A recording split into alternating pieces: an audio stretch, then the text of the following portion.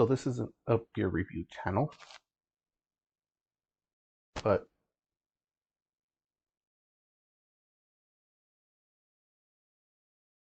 I just learned something new Thursday, Friday, and it's my own fault for dropping the ball on knowing about this stuff and keeping myself up to date on the development on drone laws or quadcopters, the aviation hobby community. Um,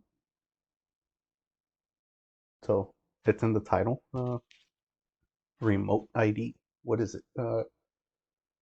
It's going to be a device that works along with GPS systems on any remote controlled aerial vehicle.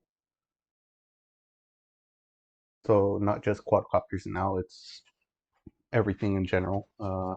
Model airplanes that are or anything that's above 250 grams and anything under 250 grams if you have a Part 107 license, which is for commercial use, which is the license that I currently still hold until it expires. Um, Once it expires, I am not going to be renewing, and I will not be flying my drone after September 16th. But why is that? Why am I holding myself, allowing myself to be limited by this regulation instead of complying with it and being able to continue flying my drone? And it's just putting my own stance against overregulation. There is so much more government could be doing to better the lives of everyone and make public safety or successfully claim that public safety is their concern and actually do productive things towards that goal instead of going over marginal communities as a way to exert force and power. And that says a lot about a society of government where they not only ignore the easy areas and aspects of life where they can be doing something productive towards public safety and instead gaslight the entire populace with fear, uncertainty, and doubt and overregulation of the marginal communities. For example, I'm able to freely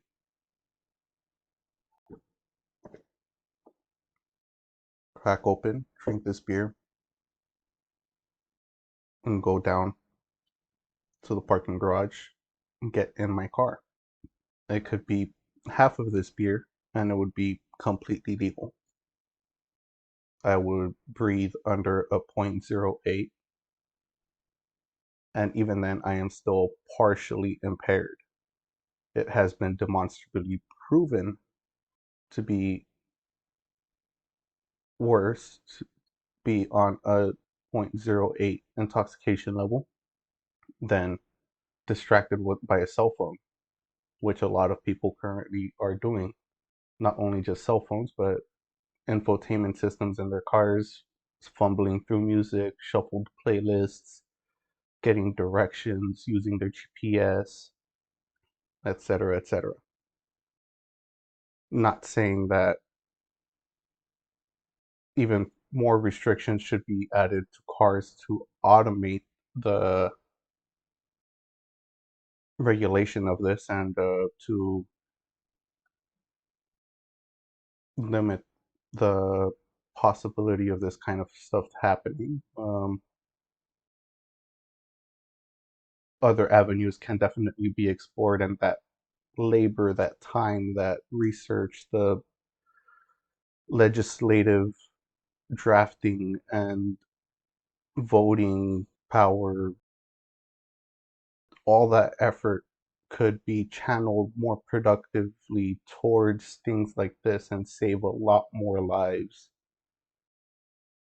than focusing on a 500-gram airplane that has not caused any deaths in the last 10 years. There have been no deaths, or as someone else put it, intentional deaths recorded in the last 10 years of quadcopter aviation history. Obviously, there has been some intent in causing death with these devices in war zones. That is a completely different story. And to fearmonger entire nation that is currently in a state of peace into that possibility of having these devices loaded with that kind of armament to go wreak havoc in your local neighborhood and community is nonsensical and pure fear, uncertainty, and doubt to make you think and vote in a certain way. But I digress. Again, so at the end of the day, it's my personal opinion to no longer register with the FAA. I am not going to fly this device in public airspace. If I ever find a place where I could fly it indoors, I will definitely do that. Otherwise, it will be collecting dust, and I will not sell it. Definitely, I will not sell it. It is a tool, it is an investment I have made for my own benefit, and I don't think I will ever get rid of it. I don't think I will ever completely stop being part of this hobby.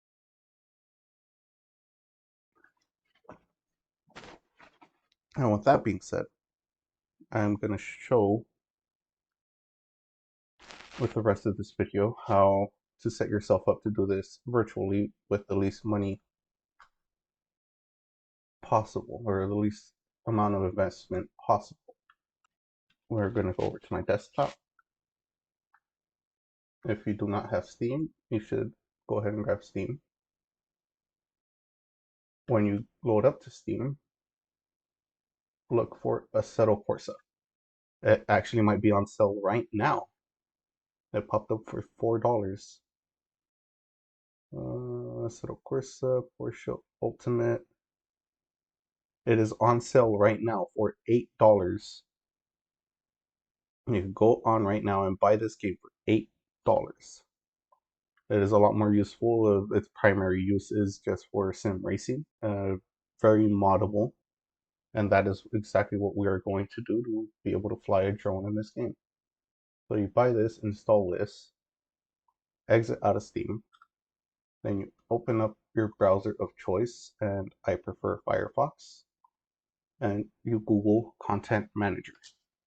It's acstuff.ru Content Manager. You come down to download directly. I already have it downloaded. Once you click this, it automatically starts to download, I believe. If not, it sends you to another page where you then click download. And it'll pop up on your downloads folder. You either install it from here, or you move it to where you want to have the file installed, and you install it. Once it is installed,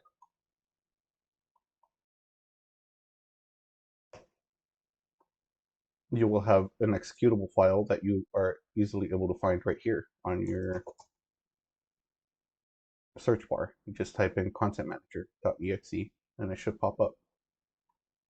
So now we have a fully moddable client for Assetto Corsa. when you do the install, it should automatically pair to your AC Steam folder, and if it doesn't, you could make sure that it is paired right here. So you go to Settings, Content Manager, General, Assetto Corsa folder, and you make sure that this is paired to your AC folder on your C drive.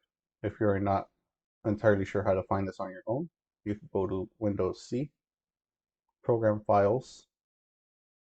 Make sure when you click Program Files, it is x86 and not the normal one.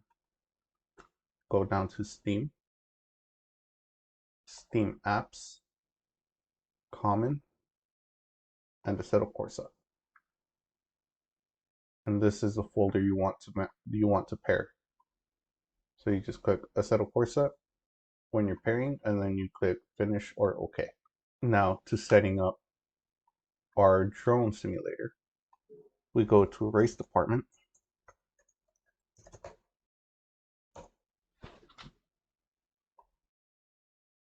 You click on the website. You click on Register.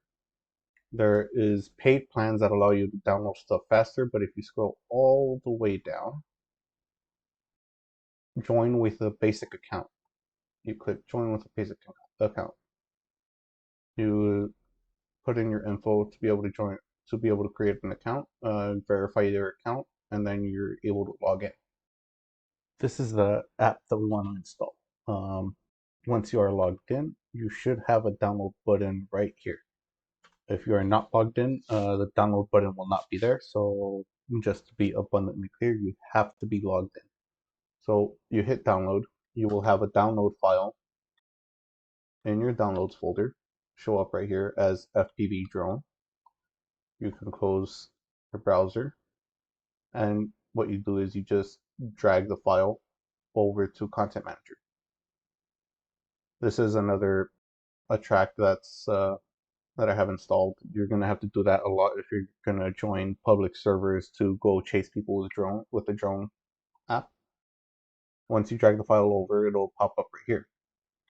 I already have the track installed, so it's asking me if I want to update over existing files, or don't need to, so just cancel. Remove completed. Otherwise, it's gonna have an install button right there on the left side. You click install, and it'll automatically install for you.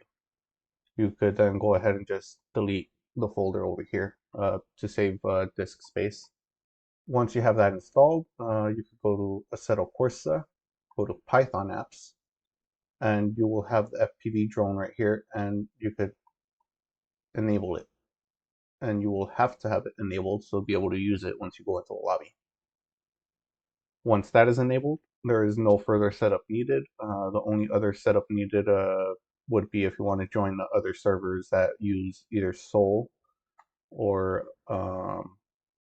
custom shaders patch or other content manager settings that you could go ahead and find online on how to set all this stuff up. Otherwise, default setup works for 85%, 90% of the stuff on AC. Before we launch, we have to grab our transmitter. So I have X9 Lite from what's it called? FrSky. All right, so post-production Blind Ace here, adding a couple details. So one, before you start, uh, go to Steam, your library, and launch Assetto Corsa from Steam. You have to do this step first. What you have to do is launch the game directly from Steam, click Menu, Main Menu, and then close the game from the main menu. It's the power button on the bottom left. You don't have to do any settings, adjustments, or anything on there. Just start the game and close it. Secondly, you can use a gamepad like Xbox controller or PS4 controller. The biggest drawback being yaw control with the throttle. Since it's a circular thing, not linear like a transmitter, you have very limited yaw control at full and no throttle, and also you have the spring fighting you halfway through the throw. So you can make it work, but it's not ideal. You have to grab your transmitter, power it up before you connect it to the PC.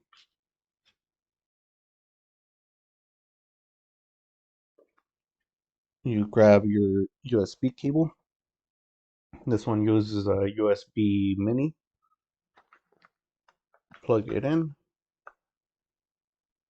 and a couple options pop up on mine. It says USB joystick or USB storage, and you want to connect it as a joystick. So you click OK, and it's paired. The first time you do this, it's gonna initiate pairing setup. So give it a little bit of time to get all the drivers installed. For this X9 Lite, the default drivers that installed for me initially worked immediately. I didn't have to do any rollbacks.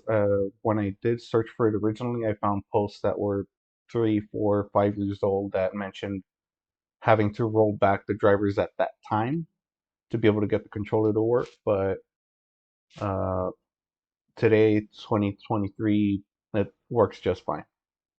Then we just go drive, click go, and we are loaded up. Then you could just click drive right here on the top left. You go over here to the top right, go to all apps, and you have a couple FPV apps right here on your Python apps folder. You have this right here, which allows you to set battery cells, air drag, drone mass, prop pitch, prop diameter, uh, the motor KVs. So I have everything set up to how I normally drive this drone. 5-inch uh, pre-built HGLRC sector something. So anyways, you could mess around with these settings to get it to where your drone or however your drone flies. So then you could click on it again to get rid of it. And then you click on the second one to pull up this window. So you go to input. Make sure that your transmitter is selected. Then you go over to keybinds and you set a keybind for toggle drone. I just have it on my keyboard for the down arrow. And that's really all you need. There's a lot of other setup things that you could set up to be able to make your time easier, but all I really need is a reset button essentially and something to be able to launch the drone. Once you hit down on the keyboard, you're ready to fly. In closing, I hope this form of non-compliance, and I guess it's more of a non-participation, um, has an effect on the numbers that the FAA has been seeing in terms of registrations and active pilots in the system. But at the same time, I hope that putting this up at this time, with the especially with the current sale on Assetto Corsa, makes this form of participation a lot more accessible, especially for the people looking into drone simulators, some of them that actually require having a transmitter instead of being accessible to a controller, regardless of the benefits and or cons associated with the difference in the two. Uh, and maybe we get some more people interested in the hobby, even though we can't practice it free.